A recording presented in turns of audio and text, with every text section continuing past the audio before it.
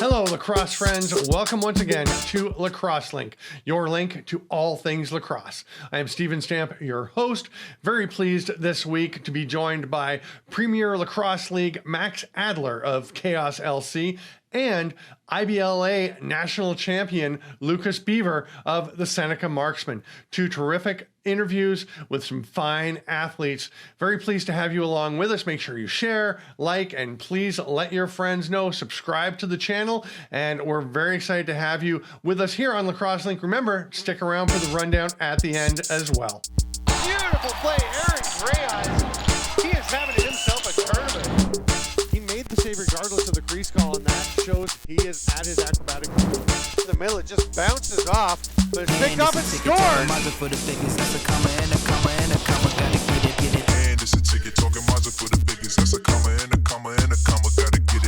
Welcome to Lacrosse Link, Beaver, IBLA National Champion. Great to have you on the show. Happy to be here. Thank you. I know you've driven back from Florida and probably haven't had a whole ton of rest, but very exciting for you with the Seneca Marksmen to go and get the championship. And I'm just curious, have you has it kind of sunk in? And have you recovered from having to drive back up yet? Are you able to enjoy the championship yet?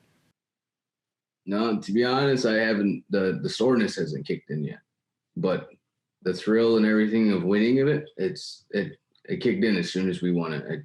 I haven't been so thrilled in my life. It was the best thing ever. It was a good group of guys. We played together, stuck together, family, really. It was awesome. The team came together this year. There's been a Seneca Marksman team in other events. I've seen you play with Seneca for the in the Laxni tournament down in Onondaga at the field house, and always very impressed with your play there. And now you guys have a bit of a different team, but the same core, right? That's in the IBLA. Yes. We the Marksmen, we kind of are like a mix between a junior and a senior team. And so like our junior players, we can bring them up into the Laxni tournament and all that. But when it comes to IBLA, we kind of pick our team to be the best team out there, not, just to run with anybody or a tournament team, really. We actually, transformed from a tournament team to an actual league team. And it was really great to see that transformation. Was it pretty smooth? It seems like things went quite well, obviously, during the season in the Pennsylvania RBLL, which we should point out, it's just, you mentioned before we started recording that the Pennsylvania League was actually closer for you guys than the Empire North, because you are based in the state of New York, right? Yes, and it was actually a closer ride. That's why we are based in there. Yeah. And we probably could have took the ride, but it would have been a lot longer, I guess. And yeah, it was a lot better to jump in this league. Yeah, and you guys come together, slide into this league, and obviously things went pretty smoothly. When did it start to feel like you had something pretty special? I guess because you've got so much history together, you probably had a pretty good idea fairly quickly, I would think, that this team was pretty good. Yeah, well, in the beginning of the season when we started, it was the numbers is what kind of proved it. Like everybody showed up, everybody was there for every practice, and we were all ready to work. Nobody was. We were a little out of shape and all that, but we brought it together, got back into shape, and did what we had to do to get the job done.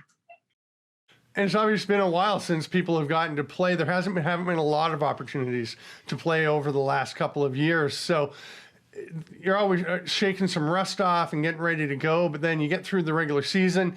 And was everyone able to go to nationals down in Florida? Because I know it's not always easy for everyone to make the trip.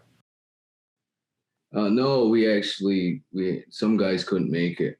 Yeah. And it was hard to leave them behind because they were a part of our team all season, and we are together as one and as a family, and it was hard to have to leave some guys behind. But things come up, and there's nothing you can't really do anything about it. But we were hoping to have them with us, and they definitely would have did a lot on the floor for us.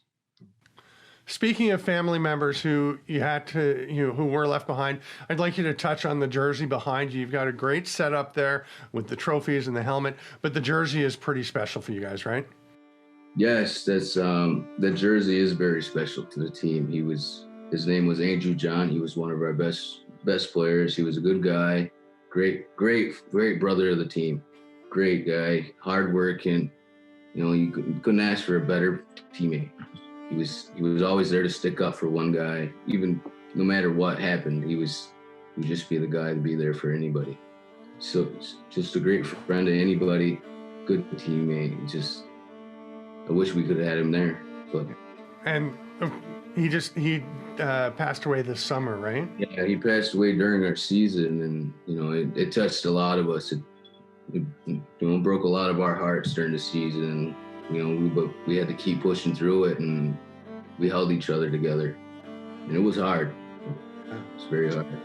It's always difficult moving forward without a lost comrade, and so many times teams will try to turn that into some motivation to try and honor the player you've lost that you've had to leave behind.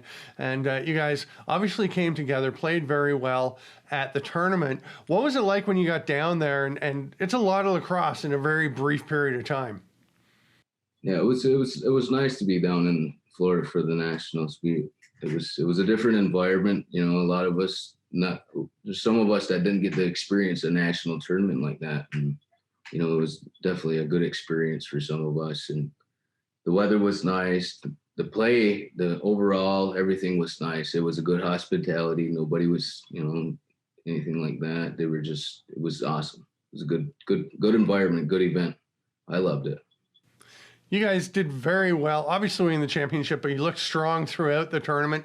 A little curveball thrown leading into the final as there was some confusion in the other semifinal about who had won. They wound up going to overtime, and then it turned out when they reviewed, they realized that the team that one of the teams had actually won the game in regulation because there was a mistake with the scoring. So that obviously affected them, as you guys were out for warm-ups, I understand, and then found out that this was going on and the other team was changing. Obviously it affected them, but I'm wondering how it affected you guys, because you're there in a big state of uncertainty too.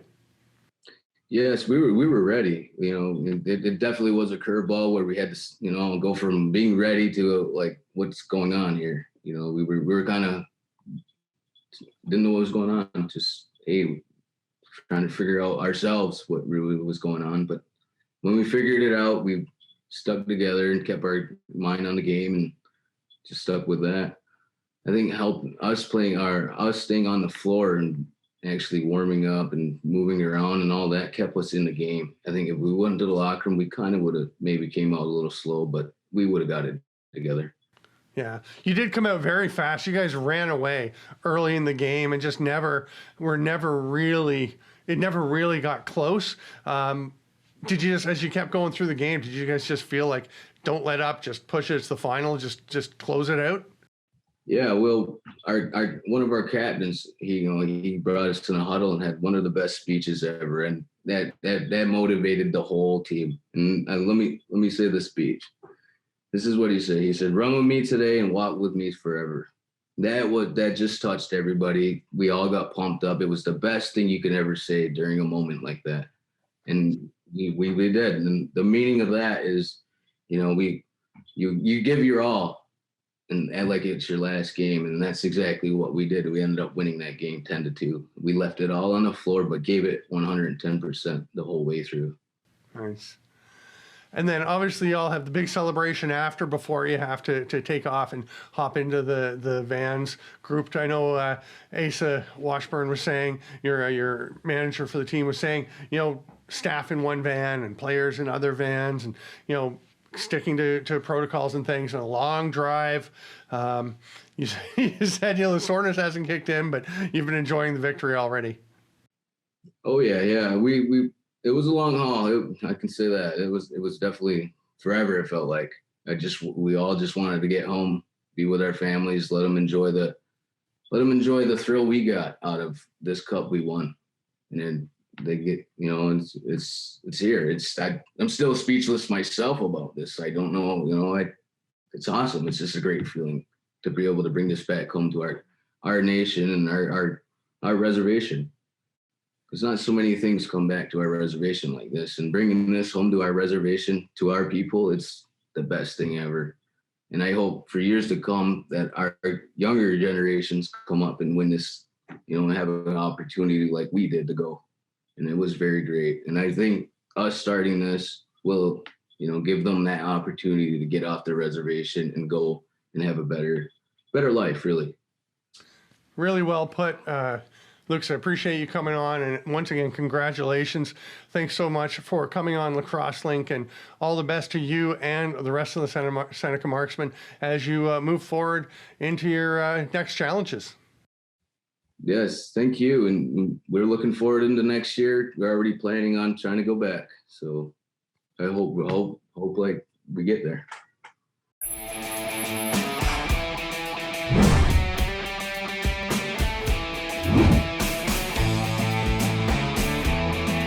Hi, this is Jaden with Al Anderson Source for Sports. Excited to tell you that we got all our new lacrosse product in for this upcoming season. Whether you're playing box or field, our lacrosse experts are going to make sure we get you into the right equipment to elevate your game. At Al Anderson Source for Sports, we know our stuff. Joining me on Lacrosse Link is Max Adler, PLL Champion. Welcome to the show. That's got to feel pretty good to hear. Yeah, it feels great to hear. A long time coming. So a lot of work this season by our team to get here. So it feels good to finally have that title and to not let the Whipsnakes have it again. Right? You can't let the Whipsnakes go 3 in a row. No way. And especially, we lost to them. I mean, I was on the team last year, but we lost to them last year in a heartbreaking fashion. So I think that was really on everyone's mind. So it really felt good and meant a lot for us to get this one. I know a lot of the guys talked about how you lost in the final to Whipsnakes last year, also got knocked out earlier in the playoffs the year before. So it was, as much as they were going for a three-peat, it would have been the third time in a row for them beating Chaos. No, and for me personally, I was on the Outlaws, and we won in 2018 and then lost in 2019 and 2020. So to finally get back there and to win again when it's all one league felt really, really good. Right. Of course, your time in Denver leading into this time with Chaos. And now, the one thing I know that everybody north of the border was cheering for Chaos, with a dozen Canadians, including a lot of national team guys, on that Chaos roster. Could you guys hear the cheers from north of the border drifting down to you?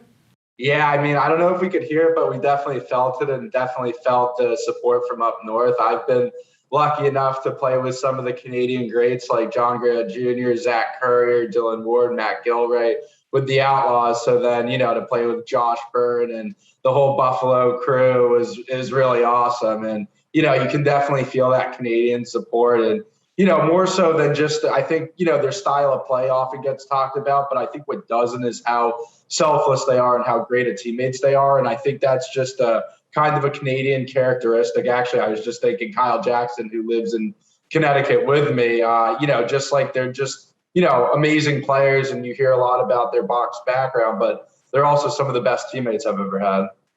Yeah, it's a really great group of guys. It is a bunch of beauties. And now, the MVP of the game and of the season, not a Canadian, although he has come up and played in the Arena Lacrosse League.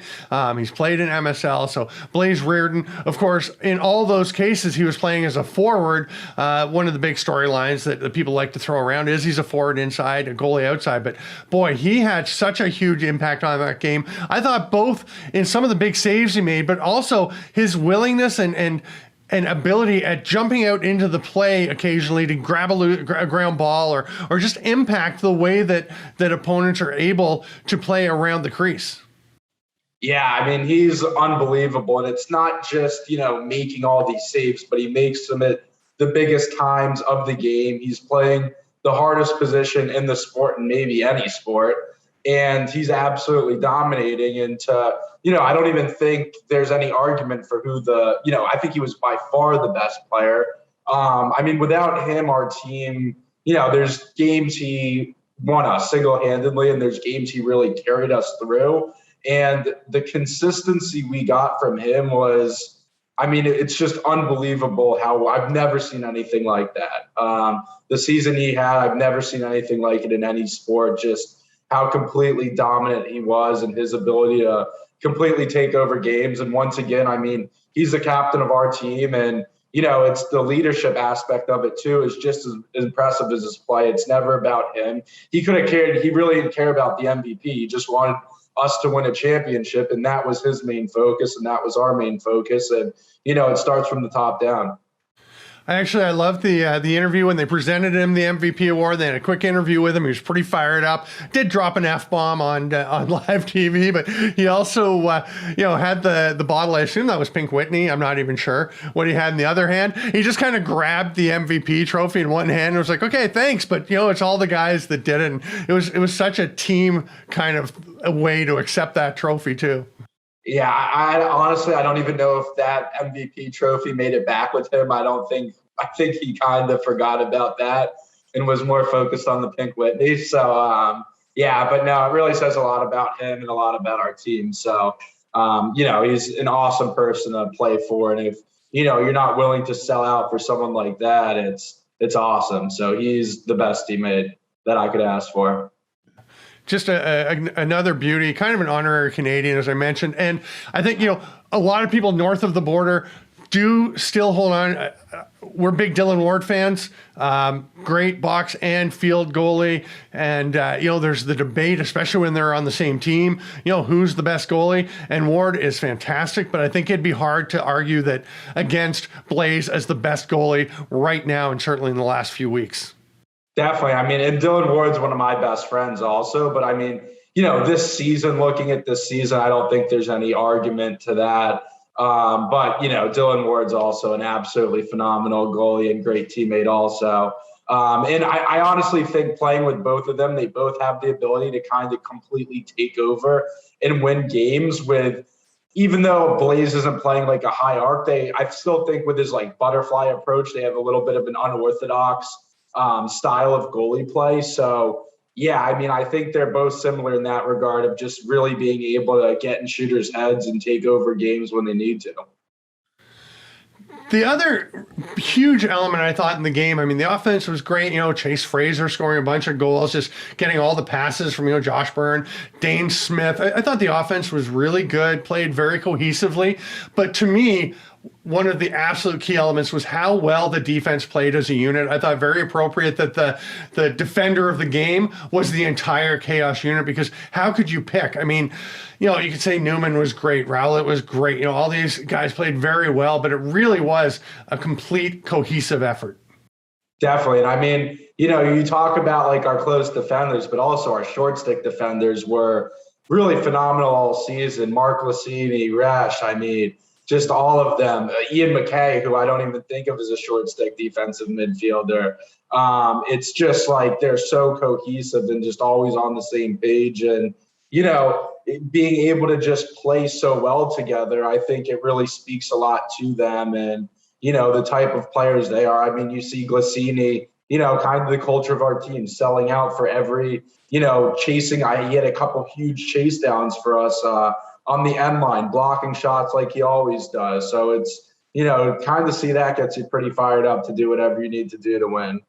Yeah, great effort all around at in net at both ends of the field. But the one spot where, other than goalie, you're the most alone is right at the center dot, where you are going up against Joe Nardella, and that was quite a battle. And coming in, there's a lot made of the fact that you won 7 out of 23 face-offs when you faced Joe and this club and the Redwoods in the Whipsnakes in week 1. So you come out and he starts winning a bunch early on, although I thought, honestly, about the third face-off, I thought he jumped early and you didn't get a call. And there were a couple where his wingers were really helping him out. But you really turned things around. How important do you think that was for your team, that you came out dead even with 13 out of 26 wins in this game?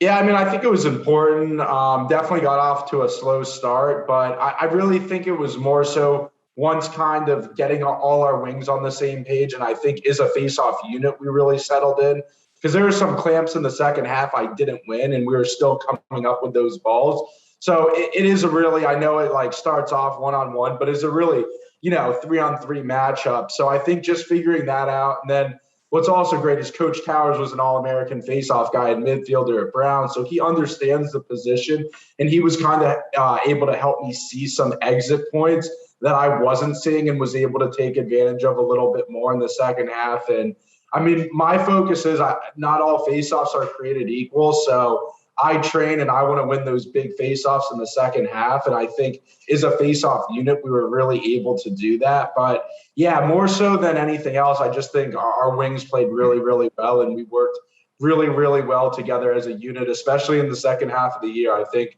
our faceoff unit came together. Obviously, I was brand new and hadn't played with them. We switched to double pulling the wings, which I think helped us and gave us some advantages. So yeah, I mean, it's a 3-on-3 battle. And then, our offense and defense getting open once the faceoffs won. So it's really a complete team event. But yeah, I think we were able to just all be on the same page in the second half as a team. And how was the celebration? Because it looked like you guys were well into it by the time they were presenting the trophies. Oh, yeah, the celebration was awesome. I mean, we had Bud Light, Pink Whitney's, as much as we could have. Then there was an open bar with the PLL. And I mean, the scary thing is we're used to playing at like 8 p.m. So then, you can't really stay out that late. Our game was at noon. So it was like, you had till well past midnight. So it was a lot of fun. And I think it was really well-deserved and well-earned by us. And we definitely like to have fun off the field. And I think that honestly, by us having such a good time and enjoying each other's company off the field, it really helps our cohesion on the field because we're not with each other. We're not practicing every day. So to have that bond off the field, I think directly correlates to our success on the field. Appreciate you coming on today. I know it's been a long couple of days with the win and the celebration and getting back home, and appreciate you coming on, taking the time, and certainly congratulations on a huge win for yourself and your club. No, anytime, and thank you, and appreciate all you do for our sport.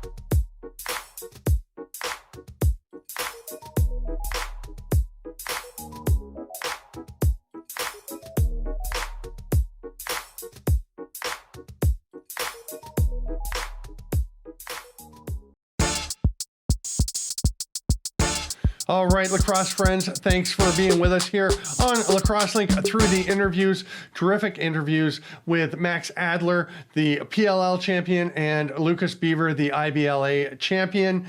And now we are at the rundown where we take a look around the world of lacrosse. Some of the big stories, of course, were the PLL Championship, IBLA getting through their nationals, but we're going to look at some of the other things going on in lacrosse. And a big story this week in the National Lacrosse League, Randy Stotts has been traded by the Georgia Swarm to the Panther City Lacrosse Club. In return, Georgia gets a first-round pick in 2024, a second in 2023, and a conditional third in 2022. Now, Stotts, of course, blew out his knee this summer, so we're not sure when he's going to be able to return and play for Panther City. It may not be this year, and of course, he's a free agent next year, so there is some risk for Panther City, but if they can get him on board, get him signed for the long term, what a boost he will be to that young club, to their offense, to pair with guys like Jonathan Donville, the first overall pick this year, who'll be coming